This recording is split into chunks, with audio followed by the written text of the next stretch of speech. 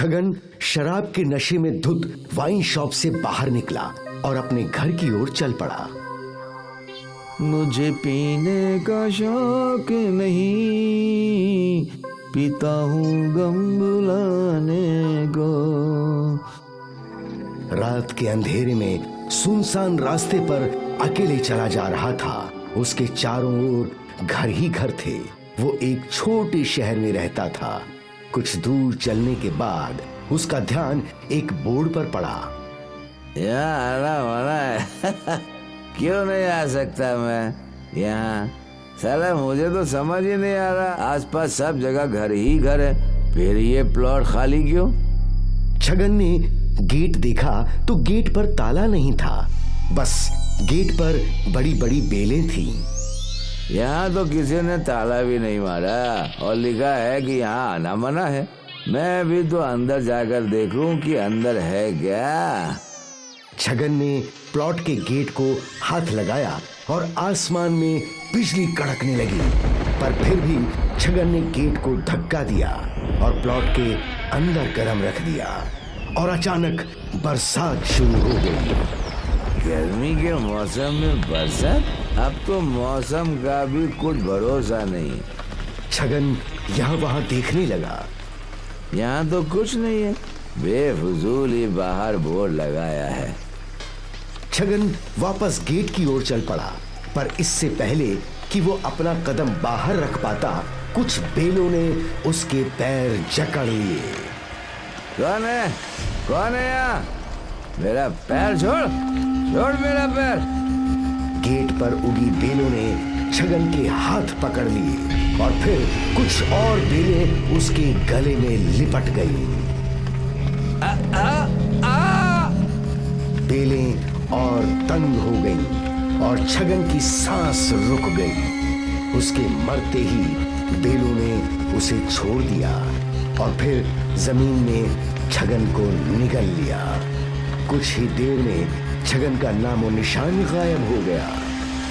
अगले दिन छगन की पत्नी ने उसके मिसिंग होने की रिपोर्ट लिखवाई, पर क्या फायदा, अब वो जा चुका था और उस दिन से छगन की भी मिसिंग तस्वीर शहर की तस्वीरों पर चिपका दी गई।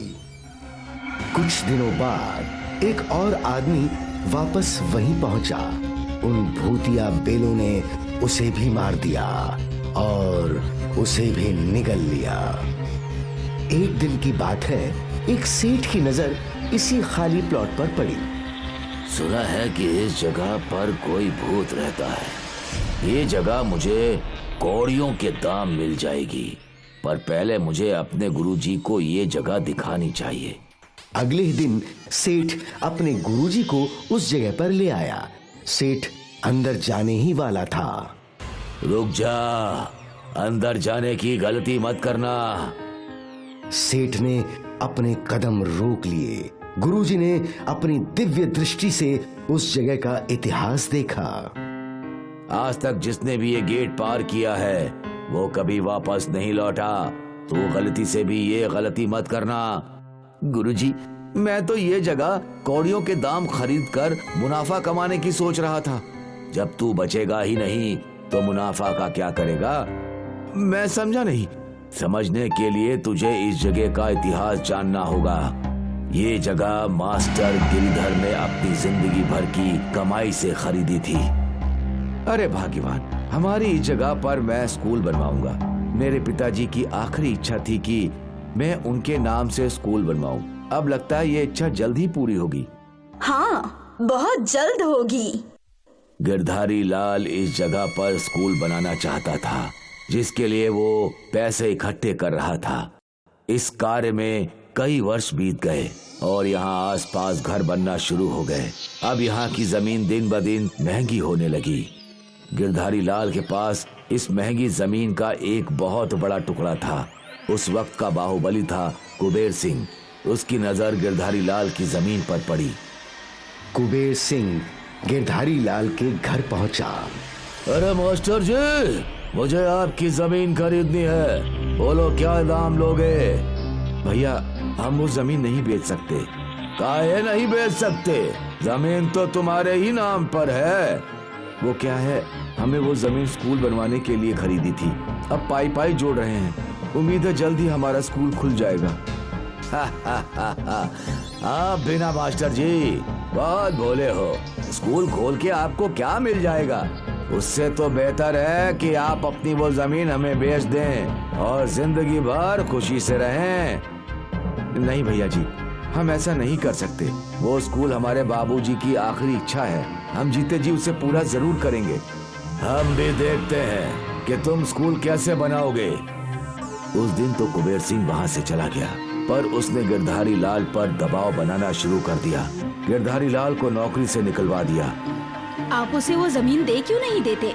अरे तू भी ऐसा बोल रही है?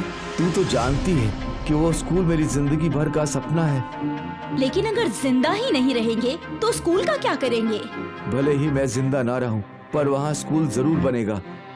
कुछ दिन बीत गए और गिरधारी लाल का एक फॉरेन रिटर्न दोस्त उसके पास आया। दोस्त, अब मैंने इतना कमा लिया है कि मैं लोगों की मदद करना चाहता हूँ, इसीलिए मैं तेरे स्कूल बनाने में मदद करूंगा। तू चिंता मत कर, स्कूल बनवाने के लिए सारा खर्चा मेरा। तू नहीं जानता कि तू मेरे लिए कितना बड़ा काम कर रहा है। दोस्त, मैं बहुत ही मतलबी हूँ। तेरे स्कूल में योगदान देकर मैं भी तो कुछ पुण्य कमा लूंगा। और बस कुछ ही दिनों में स्कूल के निर्माण का काम शुरू हुआ। गिरधारी लाल ने पहली ईंट रखी और बस तभी बाहुबली कुबेर सिंह अपने गुंडों के साथ वहां आ गया। इस जगह पर कभी स्कूल बनने नहीं दूंगा। कुबेर सिंह के आदमियों ने वहां जितने भी लोग खड़े थे सबको मारना शुरू किया। गिरधारी लाल, उसकी पत्नी कांता, सुकेतु और भी कई लोग मारे गए। ये जमीन उनके खून से लाल हो गई। कुबेर सिंह के आदमियों ने उन सभी की लाश जमीन के अंदर ही गाड़ दी और यहीं से शुरू हुआ इस भूतिया जमीन का भूतिया खेल। सारे लोग भूत बनकर यहीं बस गए। कुछ दिनों बाद जब कुबेर सिंह यहाँ पहुंचा तो इसी गेट की बेलों ने उसे जकड़ लिया। इसी जमीन ने उसे मारा और निगल लिया। ये सिलसिला वहां रुका नहीं। अब तक जिस भी आदमी ने इस गेट के अंदर प्रवेश किया, सभी को यह जमीन निकल गई। गुरुजी, तो क्या कोई रास्ता नहीं जमीन को भूतों से मुक्त करने का? रास्ता है, पर कोई वो करेगा नहीं। क्या रास्ता?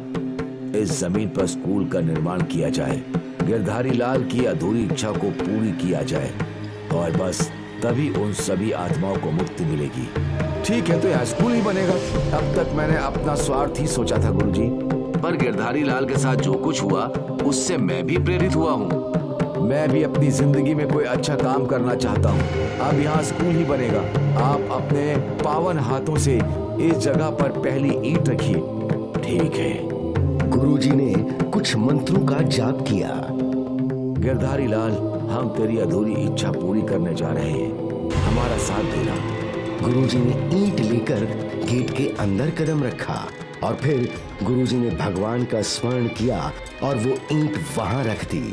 ईंट रखते ही गेट पर बंधी सारी बेलें फूलों में बदलकर जमीन पर गिर गई, मानो सबका स्वागत कर रही हो। अब तुम सब अंदर आ सकते हो। उस दिन के बाद उस भूतिया जमीन ने किसी की जान नहीं ली।